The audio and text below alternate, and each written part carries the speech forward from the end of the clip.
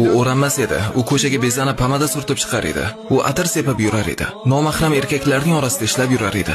Uning eri ham o'ziga o'xshagan edi. Bir kuni u uyg'onadi va niqob o'rashga qaror qiladi. Va avratlarini yopadigan keng ko'ylak kiyadi. Bo'ldi, boshqa pomadalar yo'q. Boshqa atrupalar yo'q. Endi u nomahramlar bilan gaplashmaydi. Endi u ishlamaydi ham, chunki u hayoli bo'lish kerakligini tushunib yetdi. O'zini iffatini saqlash kerakligini tushundi. U uyida qolib hamma narsani tartibga keltiradi. Shunda eri unga aytadi: "Senga nima bo'ldi?"